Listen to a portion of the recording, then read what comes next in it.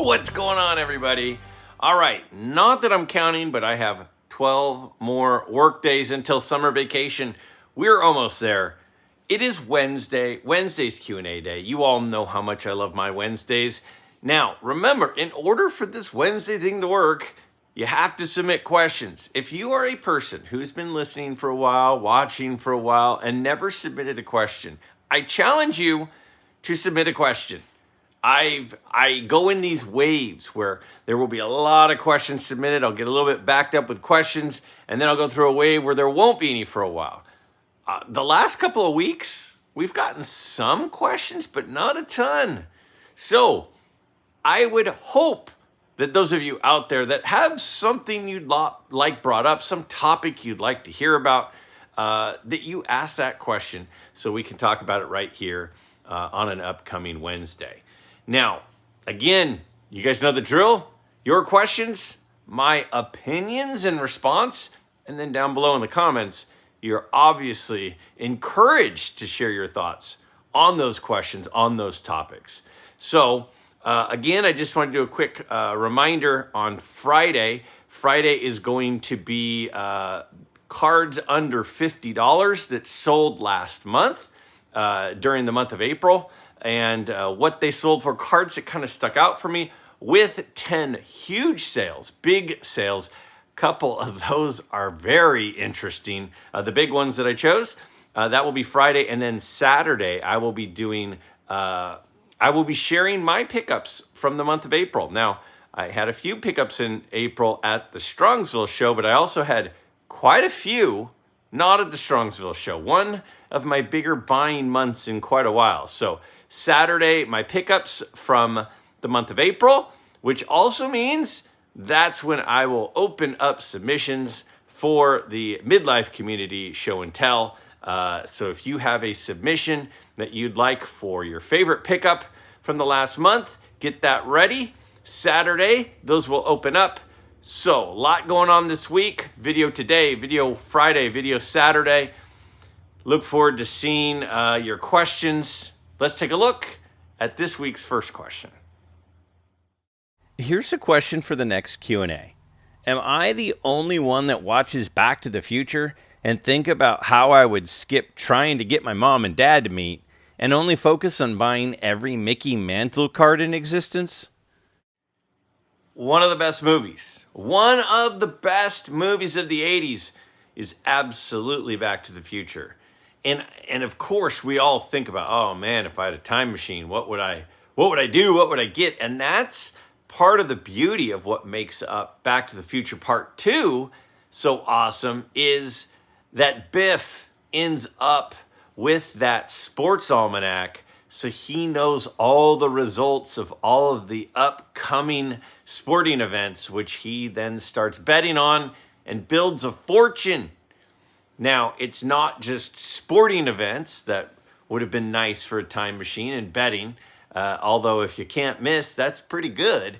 But also cards, you know. And I think we all think about that. Oh man, I remember going to the card show and there was a case of 86 Fleer basketball, and if I had just bought a couple of the boxes and not opened them, then now I could retire or whatever, right? We all think about that. And you know, the reason I loved this question, the reason it stuck out to me, is because it talks about Mickey Mantles. And there's no doubt that Mickey Mantle has been, you know, the hobby golden boy for many years. And if you could go back and you could buy a bunch of Mickey Mantles, then you would absolutely be doing really well. My camera is starting to lean from my pillows. Again, my amazing setup that I have of my camera being on pillows, and the pillows are starting to lean. So before you knew it, I was going to be off the screen. Anyway, so yeah, I mean, what would you have done? I mean, Mickey Mantle would have been a good place to go. If we could go in that time machine and we could get Mickey Mantles, you would have done pretty well. But I think there are some things that you probably could have done better on. Aren't there? I mean, okay, take a second, think, what could you have bought? Now, if Back to the Future was in like the mid 80s, right? Wasn't it like 85, 86, something, 87, right in there? So the 86 Fleer Jordan. Now again, though, the movie was made then. He goes back to more of like the 50s and 60s, right? Isn't that when his parents are at the age where they're meeting in high school and stuff? So if you could go back to the 50s, what would have been the best thing to buy? Is it mantles? Now, again, unopened wax would have been pretty good, right? I think my buddy, I think it was Brent Richards in Baseball Cards. Great channel, great guy, good friend. He sent me a picture the other day, and it was of a display of unopened 52 wax boxes at like a market. And it was like, oh man, if we had a time machine, you would have done really well if you bought some 52 tops. Is that the best thing? If you had unopened 52 tops wax, I mean, how much does a pack of that go for? Especially the high number stuff, right? How much would that would have been a pretty good place to go, is to go with unopened wax. But what else? I mean, what has gone up the most? Because part of the fun of the hobby, isn't it? And some people would say no. Part of the fun, I think, for a lot of us is speculating on what values are going to do. Now, I've said this a few times, I'll say it again.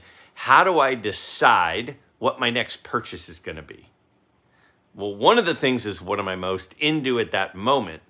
But another thing that I think you feel like you're up against the clock if it's something that you think is going to be going up in value. There are a few things right now that I think are just ramping up value-wise. And so some of that stuff is toward the top of my list of, at this year's National, if I can find the right one, going after that. Because if you don't get it now, it might get to the point where it becomes unaffordable. Because there are things right now that are affordable that at some point in the not too distant future will become unaffordable.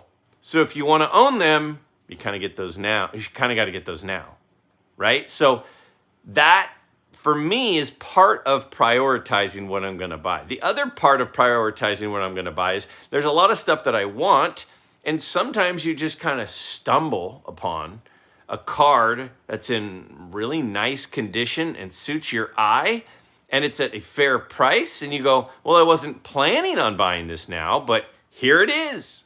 Sort of like what happened with me in Strongsville with my Sandy Koufax rookie. I wasn't planning on buying a Sandy Koufax rookie in Strongsville. I was open to it. But then when the right one shows up in front of me at a fair price from a fair dealer that I like, time to buy it. So knowing where your target is, again, tell me if I'm wrong, but isn't part of what you should buy soon the thing that you think is going to go up the most and the soonest? Because right now that would make it as affordable as it will ever be. You're not going to buy Apple stock if you think Apple stock is going to be flat for the next 2 years. You've got 2 years to buy it. But if you think NVIDIA is about to go to the moon, then shouldn't you buy NVIDIA now before it does? It's the same thing, I think, with cards. We all have cards that we want. We all have a collection that we want to envision having and we want to go after, and we want to put those pieces of the puzzle together, and we should go after that card that we think is going to become the most unaffordable the soonest. That's kind of been my philosophy. I don't know if it's the right philosophy. Some people might say it isn't. Some people might say it is. Tell me what you think about that. But part of the Back to the Future concept is, okay, someday in 10 or 20 years, I'm going to look back on 2025 and go, I wish I had done that. What is the thing in 10 or 20 years that people are going to look back on today and say, I wish I had done it? That's an interesting piece of this whole concept. At least it is to me. Question for next week. I have a bunch of duplicates, sometimes up to 10 of each card, of a few of my favorite players.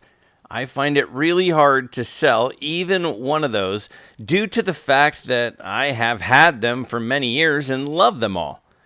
They are, after all, my favorite players. My wife asks me why I have so many cards of the same player and I don't really have a good response that she is satisfied with. She tells me I only need one of each card and doesn't understand the attachment. My question is it logical or economically intelligent to retain so many of the same player's cards? They have over the years increased in value, and I could get a nice return if I sold them now. But I would much rather sell cards that I am not as attached to instead. What to do? There are certain things in this world that have more value to us than they do to anyone else in the world. You know, our health, the health of our family, that matters more to us and to our family than it does to most people. We see the ultimate value on that. When people sell their home, when they put their house up for sale, they go, oh man, there's the retaining wall that I built. Those are the roses that I planted 20 years ago and I've been caring for so long and put in so much effort into those roses, that rose bush.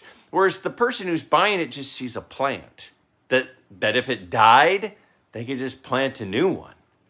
They don't have the same emotional attachment onto the house as the seller. Same thing with a used car. You're like, oh man, I've done this to the car and this car. I've taken, my car is in better condition than these people think that it is. Everybody feels that way.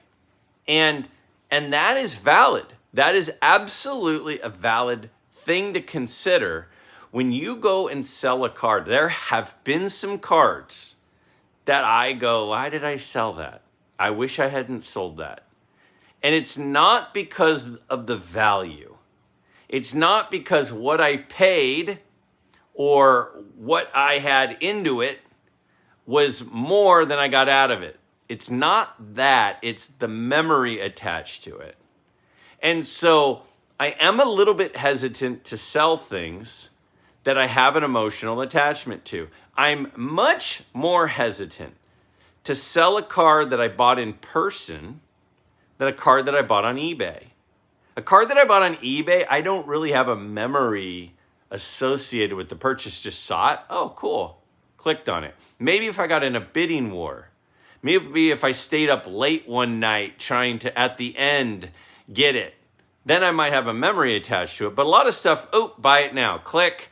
I'm not as attached to as the card that I get at the National, or I get at the Strongsville show, or I get at the local card show, where I'm with a friend, or I'm with my dad, or I'm with, whoever, where there's an actual memory attached to it.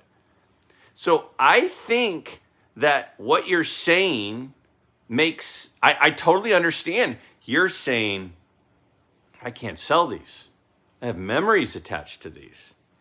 And your wife doesn't have memories attached to them. She's like, what do you need all these 10 for?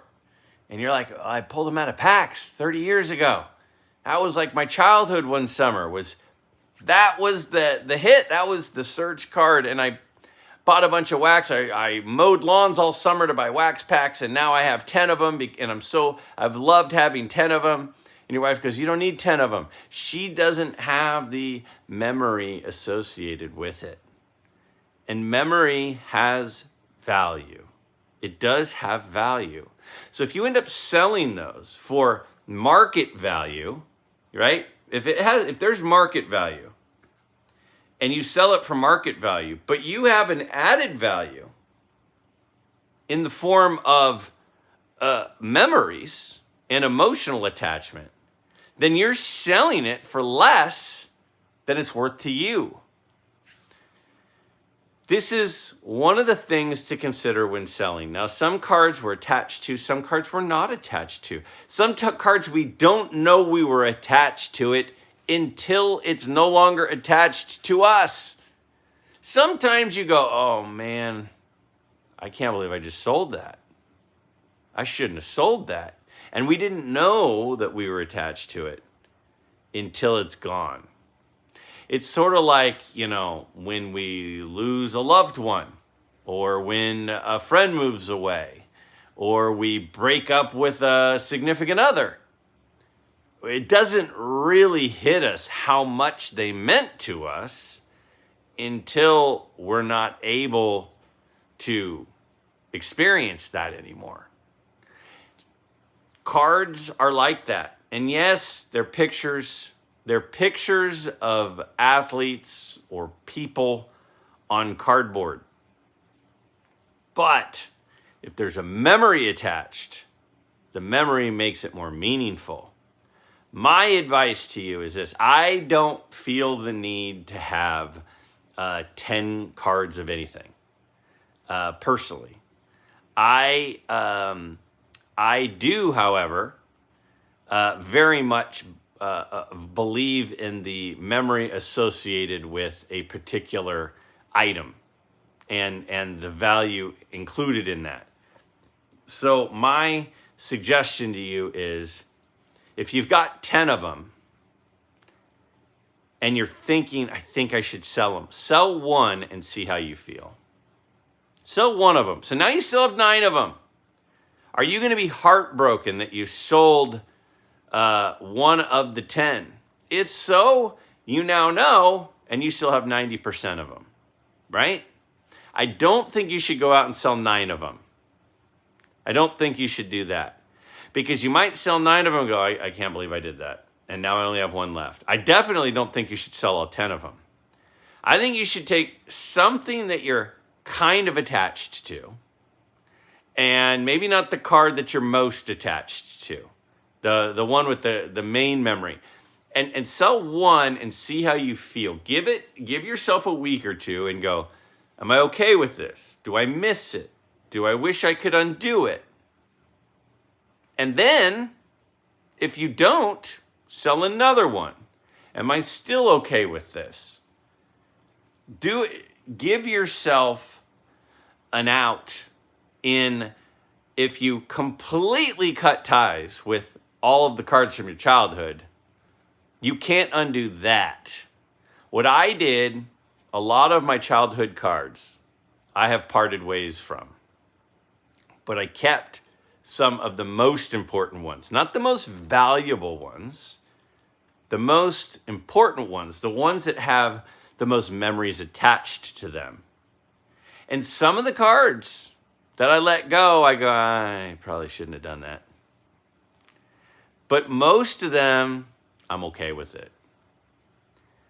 So what should you do? Well, again, I don't want to tell anyone what to do, but my advice would be, do it in really small increments and see how you feel. Because then, if you decide that you feel like it was a mistake, at least you have the overwhelming majority of it still in your collection. Greg, can you talk about restoring cards in your next live panel? Is restoring cards good for the hobby? If you have a card that has wax on it, is it okay to remove it? What about pencil marks or tape on a card? I know trimming and adding color is wrong. Great to hear a discussion on this topic. Thanks, Roger. So this is one of those topics that kind of dies down for a while, and then somebody kind of talks about it, and it kind of gets fired up again, and then it goes away again, and it kind of gets recycled from time to time. And because of that, I haven't really touched on this topic in a while, like at least 9 months, probably longer, since I have talked about the whole concept of restoring cards, altering cards, doing things to cards to improve them. Quite frankly, part of the reason is I don't really like the topic because it makes me queasy. It feels It's very uncomfortable for me. Now, one of the first videos, now my channel has been around now for 2.5 years. One of the earliest videos that I did that kind of got some attention from some people was about 2 years ago, that I talked about this topic, specifically about one company in particular that sells products to change the appearance of cards. And quite frankly, I don't really want to use the name of that company because I don't want to give that company any attention. I don't want to give that company any publicity. But there are people out there who think there's nothing wrong with altering cards. There are people who sell kits to make changes to cards. They feel it's okay. My biggest issue is I feel like it's deceiving people. I feel like if something is done and you're willing to permanently, which seems hard to do, but permanently make it be known that that's what it is, that it's been fixed, that's one thing. But if you do something to a card and then you try to make it seem as if it was not done, that feels deceptive to me. So as a whole, I'm not a fan of this sort of restoration stuff. Now, let me say this also. I was in Strongsville. When I was in Strongsville, I held a restored T206 Honus Wagner card. I held it in my hands. You can see the video from the Strongsville show. And on the slab, it says restored. It says restored.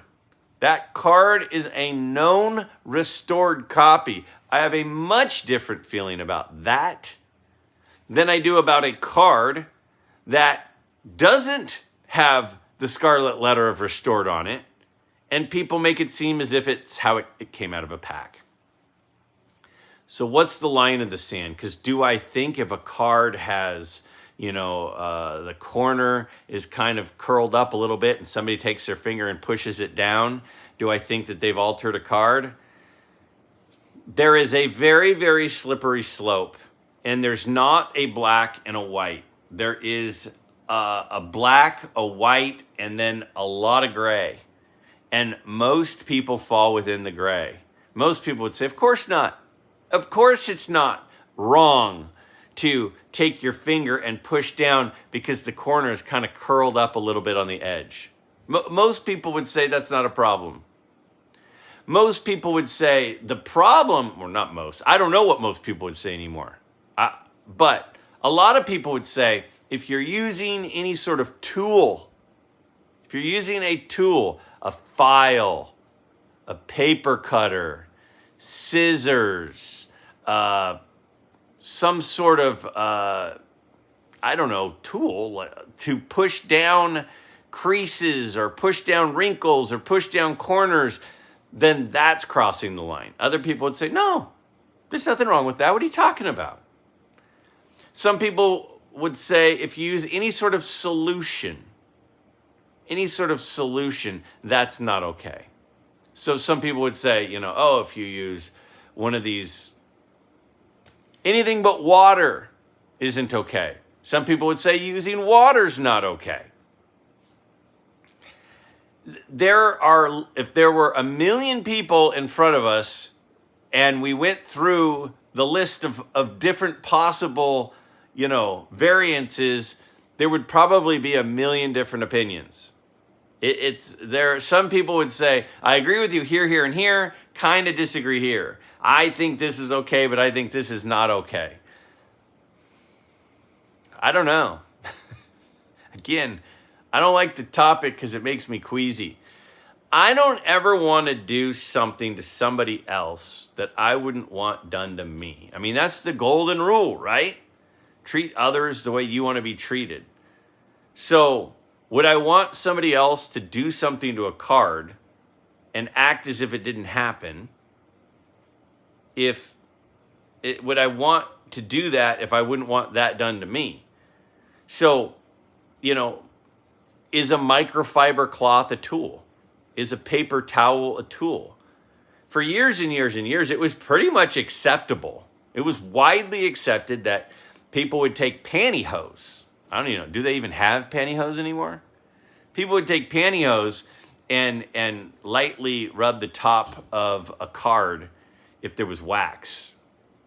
They would take the wax off. That was like, yeah, that's fine. Well, some people would say, well, that's a tool. Now, it's generally microfiber cloths that have taken the place of pantyhose. A lot of people would say, yeah, that's okay. I mean, I've seen in the graders, in the grading room, I've seen video of them looking at a card and there being a fingerprint on the card before they encapsulate it, and they rub it with a microfiber cloth to get the fingerprint off. So if they're doing that before they're slabbing it, that doesn't seem wrong.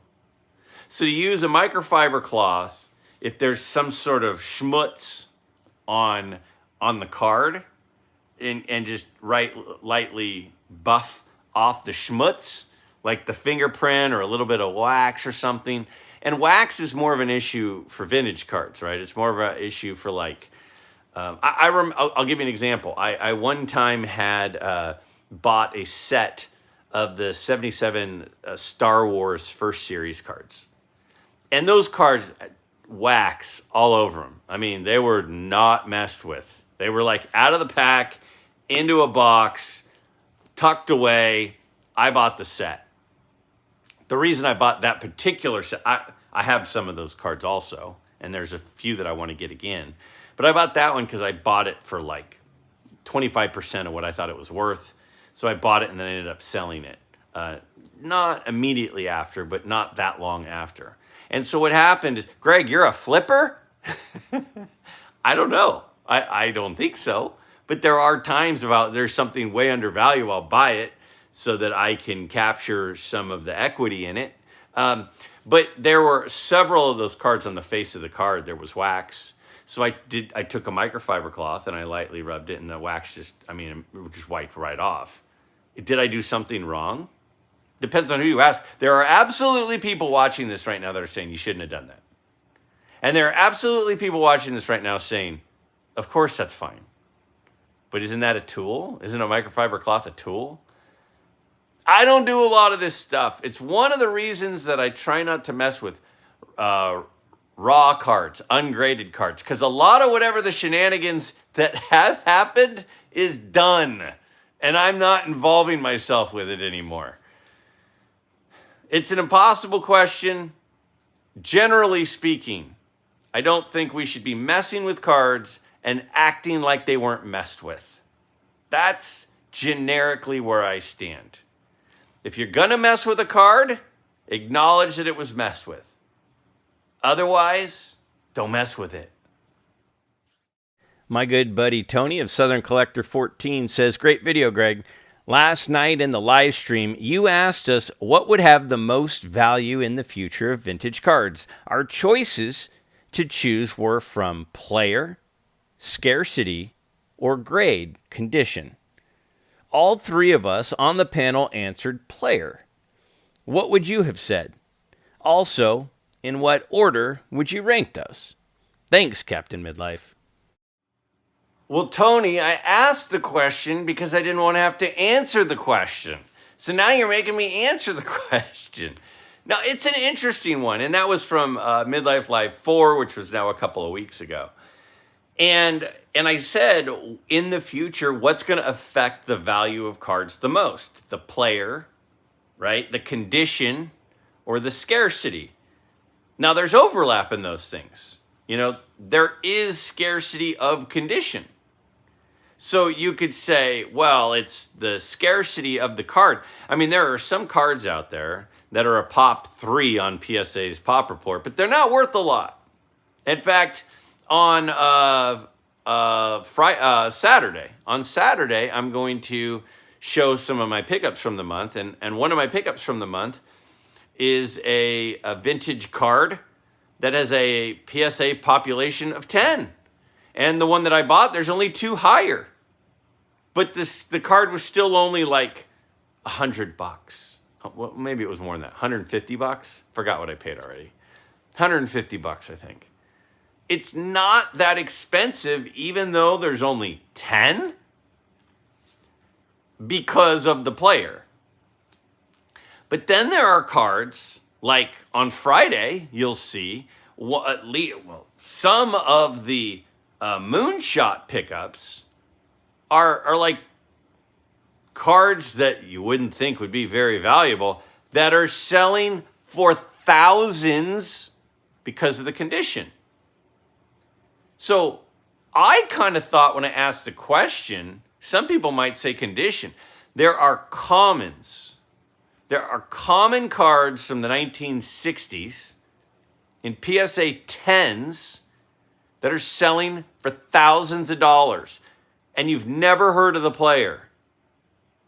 And so why is that? Well, it's the PSA Set Registry. It's wanting to move up in the set registry, and it's wanting to get the condition. So you on paper, you'd hear the question, you go, well, of course, Mickey Mantle cards will always be worth more than Luis Aparicio cards. Makes sense, but that's not always the case. If it's a 1956 Luis Aparicio in a 10, it sells for more than the Mickey Mantle in a 2. Should it? I don't know. Well, the Aparicio in a 10 would be rarer than the Mantle in a 2.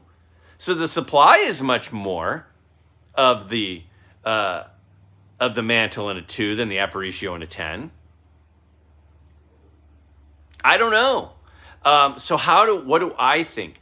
I think that a lot of these Topps cards and a lot of these Bowman cards, as much as we want to think, oh, that's a rare card, that card's 75 years old, they're not really that rare. A lot of post-war cards are not that rare. So if you look at the cards and what has gone up the most over the last 30 years, the cards that have gone up the most over the last 30 years are not a particular player. It's not, Mantle cards, those have gone up, 30% over the last 20 years or 100% over the last 20 years. The price increases that have been the greatest are the ones that are in pristine condition. So if I use analytics of numbers of sale prices of what has gone up the most over the last 20 years, it's the condition scarcity. The demand, it may not be that much for a particular card, but all it takes is two people who really want a card in a really high condition. And those two people, as long as they have money, it's going to sell for a lot. So do I think that Mickey Mantle cards will go up more? Or do I think cards with grades of 9 and 10 that are vintage cards will go up more? Well, I don't know. That's why I'm not supposed to be answering this, Tony. You are. I think that there is more volatility potentially with condition than there is with player. I think there is a higher demand for Mantle cards than there are for PSA 10s. But because PSA 10s are so rare, the prices at times can get crazy because it only takes a demand of 2 to drive up the price. Moving forward, what do I think is going to happen? I do think that whether it's pre-war or post-war cards, perfectly centered. Maybe it was eye appeal. Was that the question? Was it eye appeal? No, it was condition. Player scarcity and condition. I do think the card that is really well centered with decent corners, with a great clean image of a high-end player will always have demand. I think it's possible that the PSA 8s, there might become a point where vintage cards in 8s people aren't as enamored with as they are now. So it's definitely possible, I think, that condition scarcity can continue to be a very expensive thing. But I'll put it this way. The floor of a Mickey Mantle or Hank Aaron card, the lowest it will get is higher than the floor on a high condition card. But the ceiling, the highest it could get on a high condition card, I think is higher than a lower conditioned big name player. So, how am I going to answer my own question? I'm going to do what I usually do. And I'm going to use, it depends. That's probably what I should call these Wednesday episodes, is not Q&A. It should be things that Greg says, well, it depends about. If we're talking about the height, I think that condition, meaning scarcity, because I'm going to use condition and scarcity hand in hand, because condition scarcity is the thing. So we'll go with scarcity, because and I'm incorporating into that condition. I think that has the highest potential over a very common card of a very popular player. But I think the stability of the very popular player is higher than the potential bottom that could fall out of a high condition card. Did I answer the question? Maybe not. One of the best videos of yours. Appreciate the honesty and insight. I'm totally aligned with the reasons you listed for why you love cards, and also why it's still a hobby for you. Well done for recognizing that early on. That's cool that you don't even use a tripod. You're an inspiration. How much time per week do you spend on your channel? All right. Now, first off, I don't know about being an inspiration, but I know that I have fun talking about cards and making videos. I will say I do, in fact, have a tripod, but I didn't buy a tripod. So I have a tripod that is for taking pictures. It's a little one, like that tall. And it is sitting on top of 3 pillows right now. I didn't buy the tripod. I did buy like a $6 or $7 attachment for the tripod that my camera fits into. So that is the purchase that I made.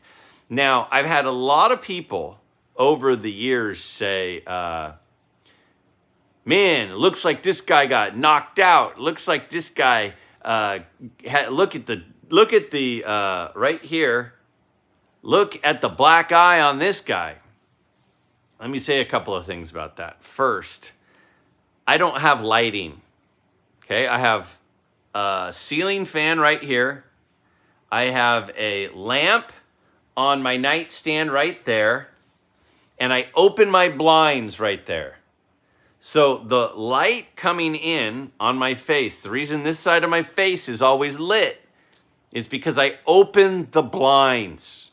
And there is no light source coming from over there. Therefore, there's a shadow from my big nose on this side of my face. Additionally, I have the olive complexion from my Italian ancestor side of the family that provides dark circles around my eyes. If you even look at the caricature that my buddy Scott of Reindeer Studios made, you can see some dark around my eyes because that is my natural complexion from my ancestry. So to everybody out there who has shared negative comments about me having dark circles around my eyes, I'm sorry that my ancestry provides me with dark circles around my eyes. And I'm sorry that I haven't spent thousands of dollars on lighting equipment for the YouTube channel. Now, moving on from that, though, how much time do I spend on the channel? If there's anything that I want anybody, whoever encounters me to think, well, that's not true. One of the things, I want people to think he's a nice person. Some people won't. That's okay. I want you to I want people to feel like I'm a kind person. I want people to feel like I'm an authentic person. Some people won't. Some people think I'm a shill. Some people, but that's okay. Again, you're never gonna make everyone happy. That's okay. I have fully accepted that. But whether you like what I have to say, whether you don't like what I have to say, whether you think I have a black eye, whether you think that I am cheap, what I do want people to think is I don't want anybody that I encounter in life to say, he's lazy. I do not like lazy. You know, I'm a teacher.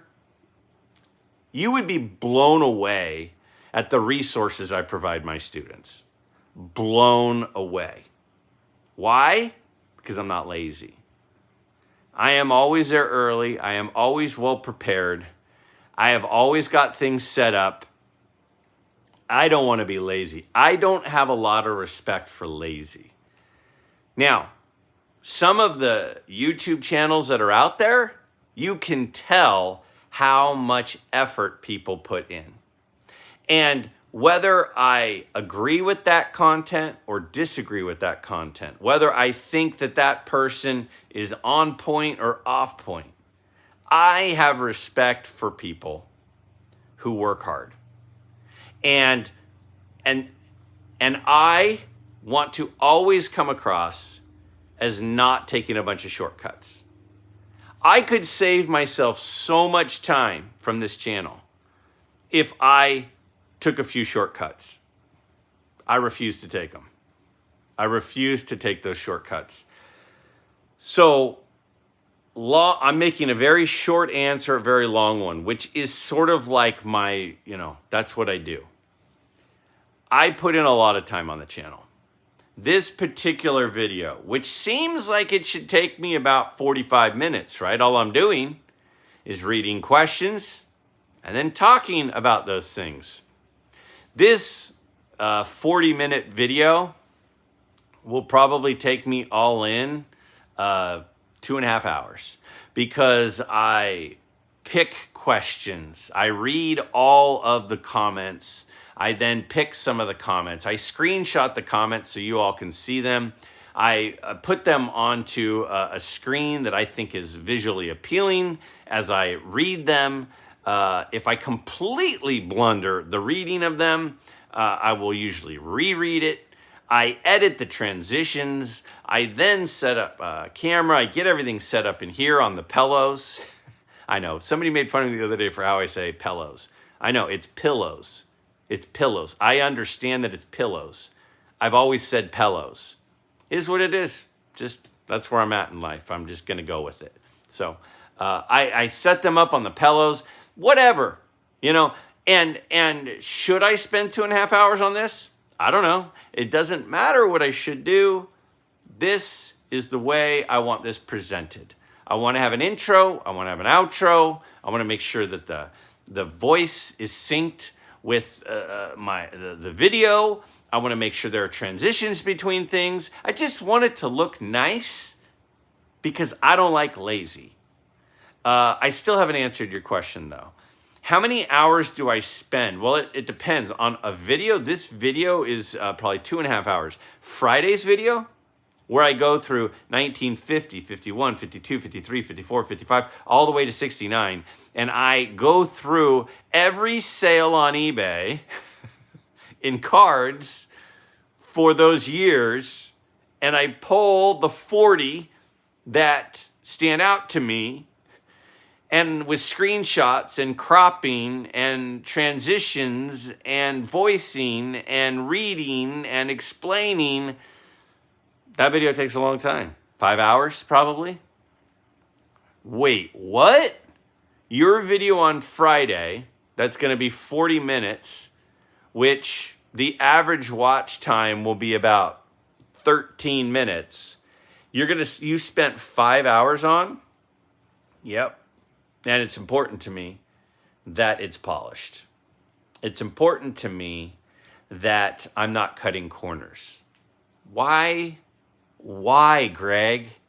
Why don't you just hit record and then just go on the computer and just click through some stuff and talk about it? Here's how I see it.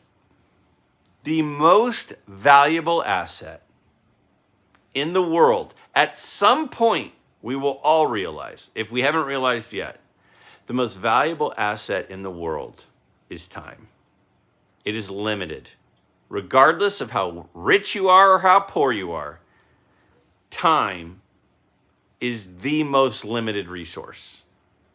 It's not air, it's not water, it's not food, it's time. Time is the one thing we wish that we could buy more of that we can't. And if you are going to tune into this channel and you are going to use your time listening to me sit on my bed, talk to my phone, which is sitting on 3 pillows, and the shades are open, I'm at least going to edit it. I'm at least going to polish it. I'm at least going to try to make it worth your time. And I know there are some people out there right now going, seriously, Greg?